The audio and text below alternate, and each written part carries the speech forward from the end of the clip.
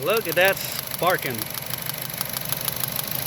It's either a bad coil pack or a bad spark plug. I'm gonna guess it's a coil pack because I think the spark plugs are lower than that. And I know that spark plugs are usually good for at least 100,000 miles or more, and they won't normally do that. And I know that the coil packs normally go bad on these cars, so I'm gonna guess that's the coil pack.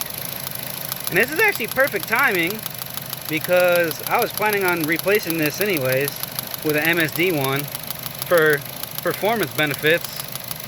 The car has, I believe, 77,000 miles on it now. And this coil pack just went bad here on a 2012 Cruze. But yeah, my wife was complaining that she could barely make it home. Was struggling to go up hills and to go up the mountain. And the car was shaking a lot and surging, and the check engine light came on. So yeah, I'm gonna say it's a bad coil pack. I'll definitely know tomorrow in the daytime when the car cools down and I take that coil pack off and look at it. Then I can order parts from ZZ Performance